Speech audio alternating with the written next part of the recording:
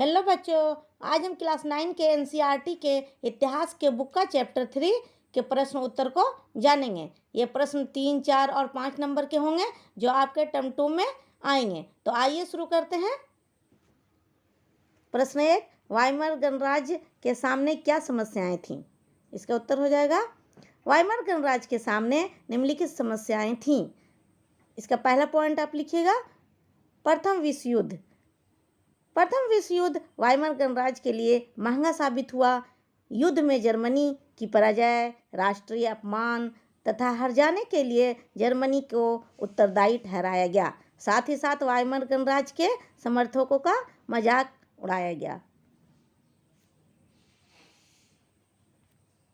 अब दूसरा पॉइंट है आर्थिक संकट।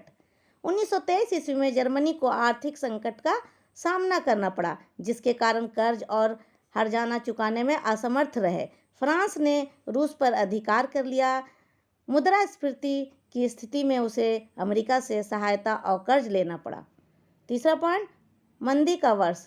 1924 से 1928 ईस्वी के बीच जर्मनी में मंदी के साल थे, जिससे देश में बेरोजगारी की वृद्धि हुई। छोटे मोटे व्यवसायियों की स्थिति खराब हो गई। बड़े व्यवसाय संकट में थे और किसान भी परेशान थे।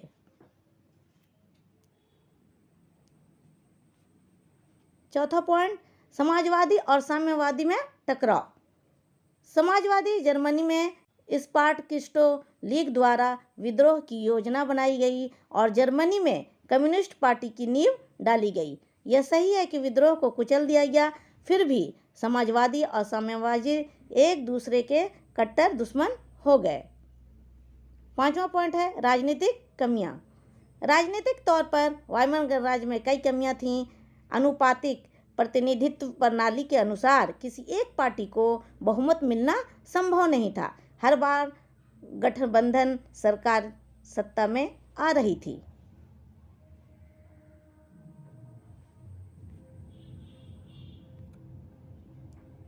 छठा पॉइंट, अनुच्छेद 48। इस अनुच्छेद में राष्ट्रपति को आपातकाल लागू करने, नागरिक अधिकार रद्द करने और अध्यादेश द्वारा शासन चलाने का अधिकार था। गणराज्य कभी भी अस्थिरता और तानाशाही का शिकार बन सकता था। अब प्रश्न 2 को देखते हैं। इस बारे में चर्चा कीजिए कि 1930 तक आते आते जर्मनी में नाज़ीवाद को लोकप्रियता क्यों मिलने लगी? जर्मनी में नाज़ीवाद के लोकप्रियता के कई कारण थे। इसका पहला पॉइंट है असमर्थ वाइमर गणराज्य। जर्मनी में प्रथम विश्व युद्ध के हार के कारण कर्ज, आर्थिक मंदी और राजनीतिक अस्थिरता उत्पन्न हो गई थी, जिससे जर्मन लोगों का अपने सरकार पर से भरोसा उठ चुका था। उन्हें किसी ऐसे विकल्प की खोज थी जो उन्हें उनका खोया हुआ सम्मान वापस दिला सके।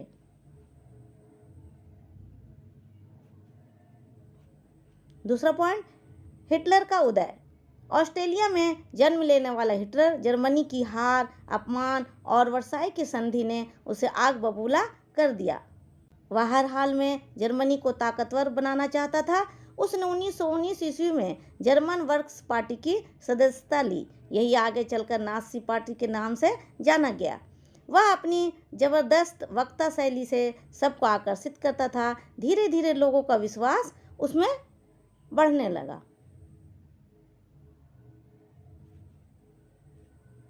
तीसरा पॉइंट, 1929 की महामंदी। इस मंदी ने लोगों में बेचैनी, डर और बेरोजगारी की समस्या सता रही थी। नाज़ी प्रोपेगेंडा में लोगों को एक बेहतर भविष्य की उम्मीद दिखाई देती थी। धीरे धीरे नाज़ीवाद एक जन आंदोलन बन गया। चौथा पॉइंट को देखते हैं, राजनीतिक परिवर्तन। हिटलर को 30 जनवरी 1933 को राष्ट्रपति ने चांसलर बना दिया। हिटलर रूढ़िवादियों को भी अपने साथ ही जोड़ चुका था। उसने लोकतांत्रिक शासन की संरचना और संस्थानों को भंग करना शुरू कर दिया। कम्युनिस्ट को मौत के घाट उतार दिया गया।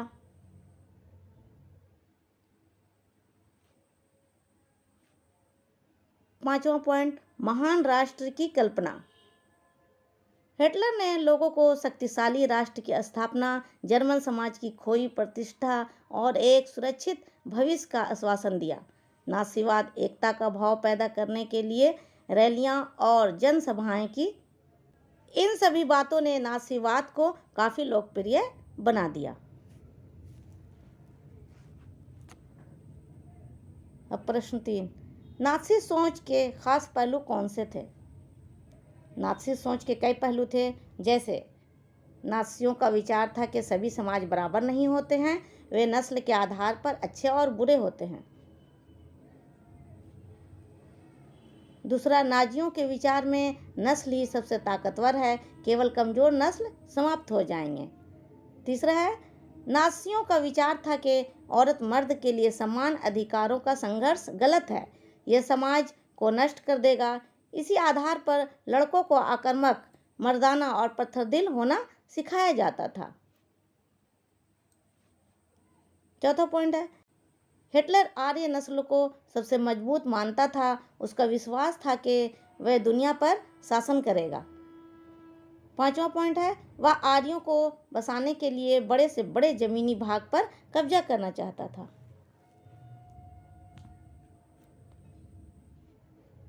अगला प्रश्न, नासियों का प्रोपेगेंडा यहूदियों के खिलाफ नफरत पैदा करने में इतना असरदार कैसे रहा? नासियों का प्रोपेगेंडा यहूदियों के खिलाफ नफरत पैदा करने में निम्नलिखित रूप से असरदार रहा।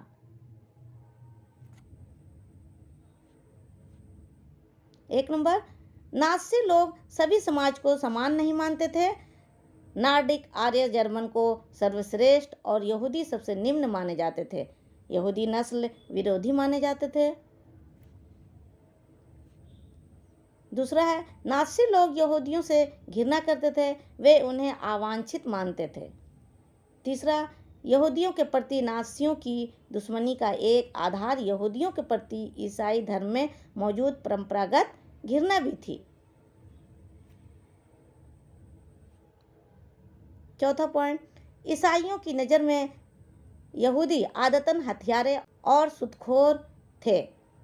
पांचवा है, ईसाइयों का आरोप था कि ईसा मसीह को यहूदियों ने ही मारा था।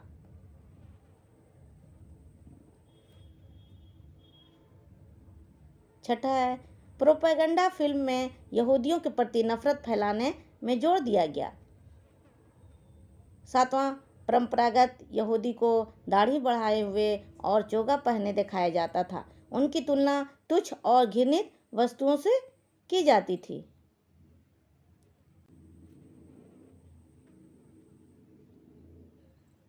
अब प्रश्न 5 को देखते हैं। नासी समाज में औरतों की क्या भूमिका थी? फ्रांसीसी क्रांति और नासी शासन में औरतों की भूमिका के बीच क्या फर्क था? एक पैराग्राफ में बताइए। इस प्रश्न में 2 भाग हैं। इसमें हम प्रश्न के पहले भाग के उत्तर को देखेंगे, यानी नासी समाज में औरतों की क्या भूमिका थी।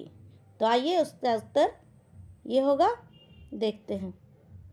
नासी समाज में औरतों को मर्दों से भिन्न नज़रों से देखा जाता था।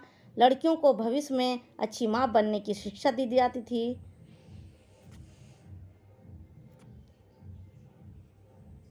लड़कियों का कर्तव्य एक अच्छी माँ बनना और शुद्ध आर्य रक्त वाले बच्चों को जन्म देना एवं उसका पालन पोषण करना होता था। वांछित बच्चों को जन्म देने वाली माँ को पुरस्कार तथा अवांछित बच्चों को जन्म देने वाली माँ को दंड दिया जाता था। तीसरा है, इनके लिए अलग से आचार संहिता का निर्माण किया गया था। आचार संहिता का उल्लंघन करने वाली औरतों को दंड दिया जाता था।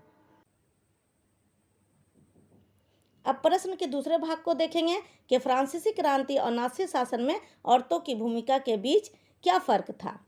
तो इसका उत्तर होगा ये, फ्रांसीसी क्रांति और नासी शासन में औरतों की भूमिका के बीच का फर्क ये है। फ्रांसीसी क्रांति में महिलाएं समाज की गतिविधियों में भागीदारी करती थीं। कई महिलाएं अपने जीविका निर्वाह के लिए काम करती थीं। वे सिलाई, बुनाई, कपड़ों की धुलाई करती थीं। बाजार में फल और सब्जियां भी बेचती थीं। कामकाजी महिलाओं को अपने परिवार का पालन पोषण भी करना पड़ता था। उनकी मजदूरी पुरुषों की तुलना में कम होती थी। जबकि नात्सी शासन में औरतों को एक अच्छी माँ बनने, और एक अच्छे पुत्र को जन्म देने पर जोर दिया जाता था। यही फर्क है फ्रांसीसी क्रांति और नाज़ी शासन की औरतों के बीच। अगला प्रश्न, नाज़ियों ने जनता पर पूरा नियंत्रण हासिल करने के लिए कौन कौन से तरीके अपनाए? नाज़ियों ने जनता पर पूरा नियंत्रण हासिल करने के लिए निम्नलिखित तरीके अपनाए। पहला, हिटलर ने 1919 ईस्वी में जर्मन वर्क्स पार्टी की सदस्यता ग्रहण की और बाद में इसका नाम सोशलिस्ट पार्टी पड़ा। फिर वही नाज़ी पार्टी बन गई। दूसरा, एक कुशल वक्ता होने के नाते हिटलर ने जर्मनी की खोई हुई प्रतिष्ठा वापस दिलाने का वादा किया। तीसरा, नाज़ियों ने महामंदी के दौरान लोगों को काफ़ी भरोसा दिया।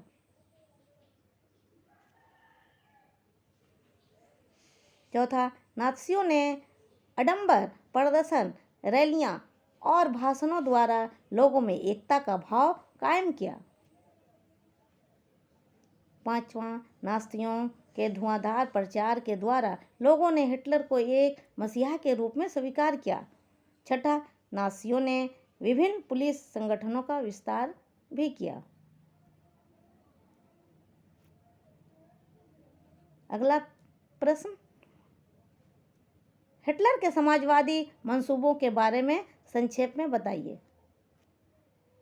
हिटलर के समाजवादी लक्ष्य निम्नलिखित थे। पहला, हिटलर का समाजवादी लक्ष्य बहुत ही बड़ा था।